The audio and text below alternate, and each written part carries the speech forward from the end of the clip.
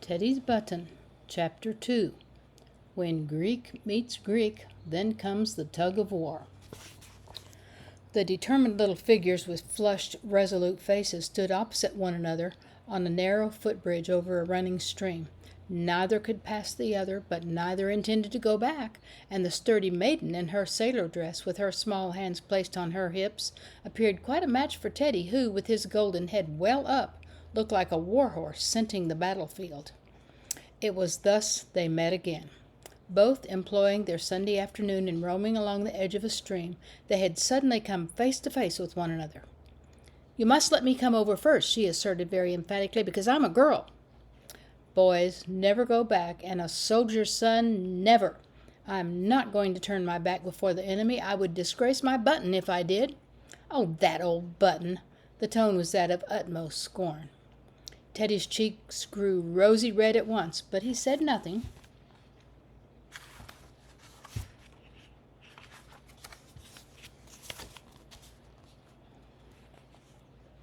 Oh, goodness.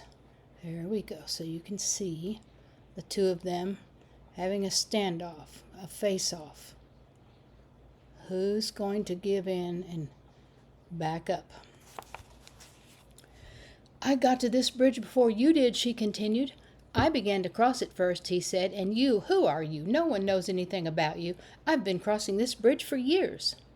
"More reason you shouldn't cross it now. My name is Nancy Wright, that's who I am." A princess could not have revealed her name more royally. She added after a pause, "And I mean to come over first, so go back." "Never! I never go back." "Then I shall push you over in the water. Come on then and try."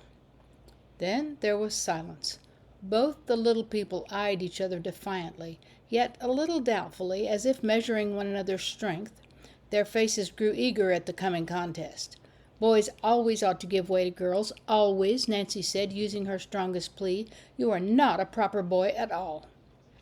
"You are not a proper girl. You're wearing a boy's hat and a boy's jacket." "I am a sailor's daughter, and everybody can see I am.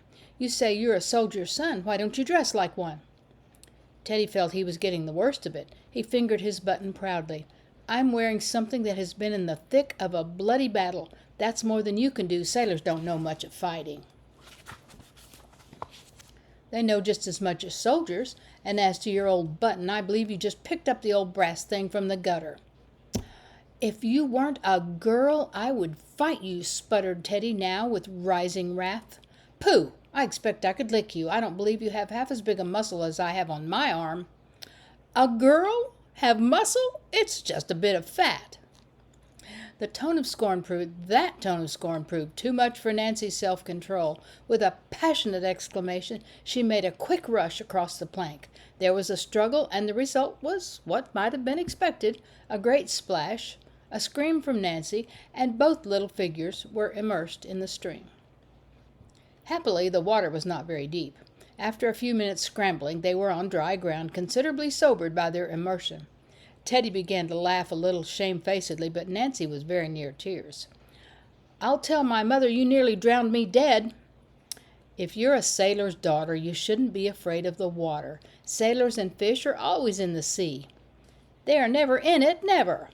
"Well, they're on it, as close as they can be to it. Why, you're nearly crying, but you're only a girl, and a sailor's girl can't be very brave, not like a soldier's girl would be." "Sailors are much braver than soldiers," said Nancy, quickly swallowing down her tears. "And when they do fight, they are in much more danger than the soldiers. Father said, how would soldiers like the earth to swallow them up just when they've been fighting hard and got the victory? That's what the sea does to the poor sailors. Their ship begins to sink, and they send up 3 cheers for Queen and country, and then stand on deck with folded arms and go down, down, down to the bottom of the sea and never make a cry." Nancy forgot her wet clothes in her eloquence, and Teddy stared wonderingly at her. "Well," he said, as if considering the matter, "they may be brave sometimes, but they don't fight like the soldiers. They have no banners and red coats and band, and they don't know how to march. A sailor walks any which way. I saw one once, and I thought he was tipsy, but he wasn't. A sailor walks like a goose. He waddles." "Oh, you are the horridest, rudest boy I've ever seen," said she. And with the utmost dignity Nancy walked away, Teddy calling after her, "You made a pretty good charge for a girl, but you couldn't get past me." And then with one of his loud whoops, he raced home and hardly drew a breath until he reached the farmhouse door. His grandmother confronted him at once. "You young rascal, what have you been doing? You are never a day out of mischief. If I was your mother, I would give you a good whipping, but she spoils you." "And you do too, Granny." Teddy's laughing blue eyes, as he raised them to the grim face before him, conquered, as they generally did. "There, go to your mother. She's in the dairy. I wash my hands of you." But Teddy crept up to his little room to change his wet clothes before he met his mother, and then was very silent about his adventure, merely saying by way of explanation that he'd fallen into the brook. But at tea, a short time after, he suddenly said, "If you put a sailor and a soldier together, which would you choose, Uncle Jake?"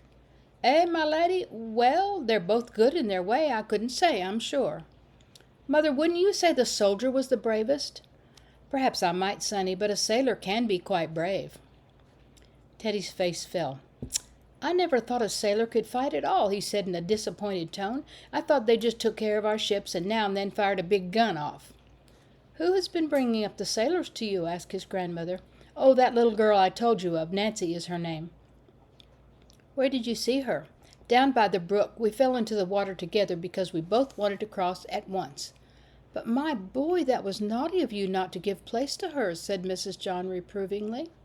"I know it was, Mother, but I was not going to turn back. That would be running away from the enemy. You see, we met in the middle, and she is not at all a nice girl. She is so proud and stuck up about the sailors."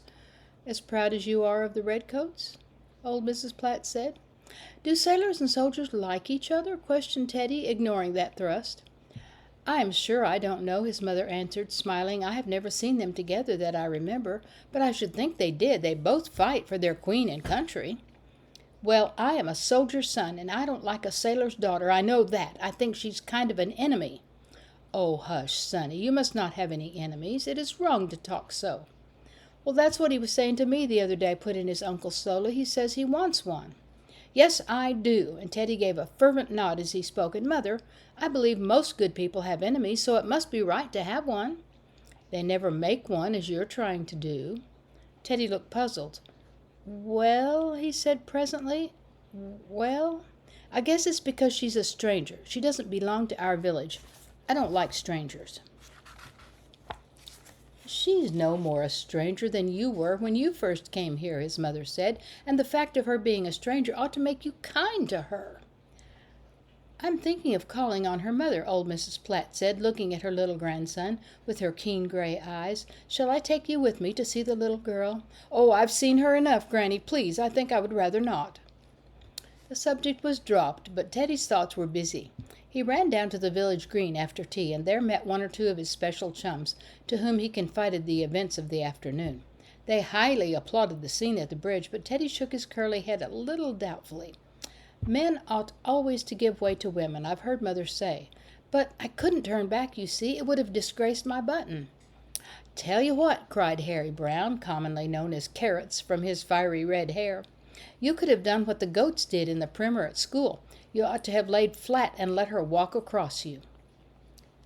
"Oh, she would have hurt dreadful," Teddy observed thoughtfully. "Besides, she's so proud. I don't think I would have liked to do that."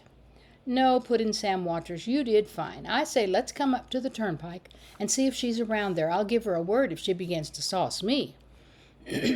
Teddy agreed to this, and the trio trotted off along a flat, dusty road, Teddy beguiling the way by some of his wonderful stories, until they came in sight of the low thatched cottage covered with roses that guarded the turnpike.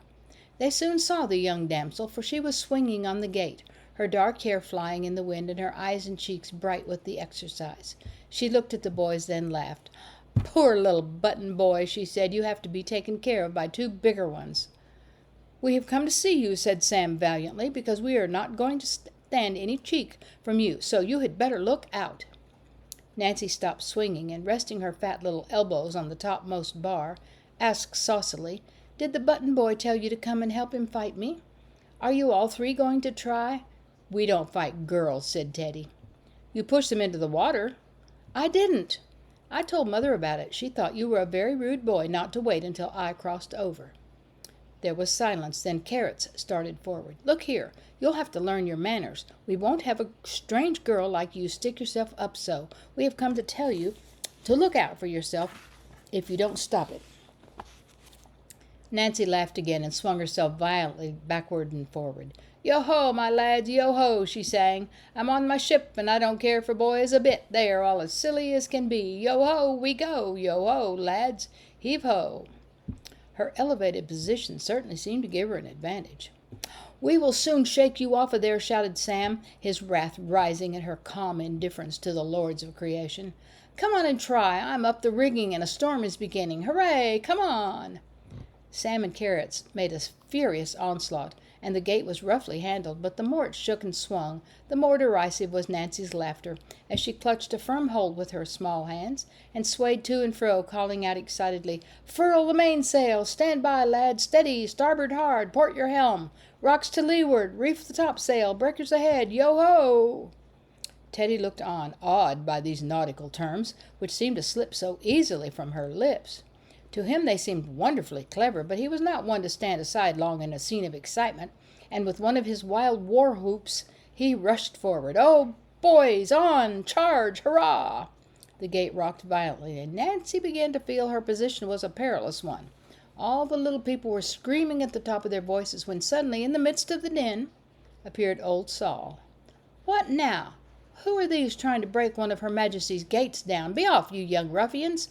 Teddy Platt, you're at the bottom of all the mischief brewing in the parish. I'll get my big stick out and give you a thrashing before I've done with you." Old Sol's words were fierce, but the boys knew he had the softest heart in the village, and they stood their ground. "It's all the Button boys," said Nancy eagerly, as she descended from her perch and laid her little hand confidingly on the old man's arm. "He brought these boys up to fight me, but I was up the mast, and they couldn't shake me off." "We told you we would not fight a girl," protested Teddy indignantly. "You don't speak the truth." "Well, what did you bring the boys for?" demanded the small maiden severely. "We came," put in Sam boldly, "to tell you that if you were so cheeky you would soon get into trouble. We aren't going to stand sauce from you." "What has the little lass been doing, you young scoundrels?"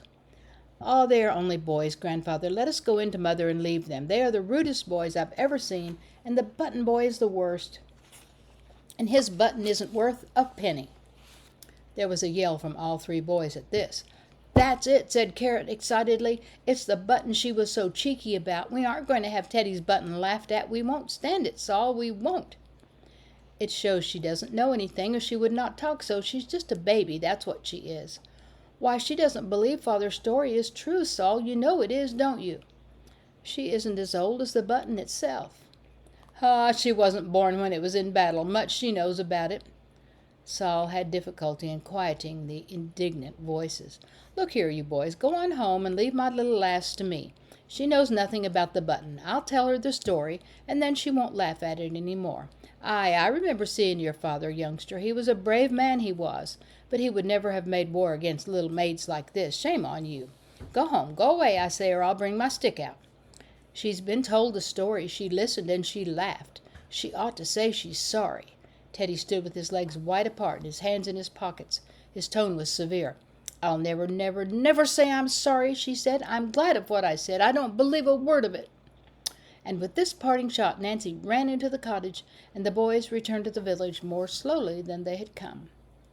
"Mother," said Teddy that night, as his mother bent down for a good-night kiss, "I haven't been good today, and I don't feel good now. I feel, when I think it over, so angry inside." "What is it about, Sonny?" "Father's button."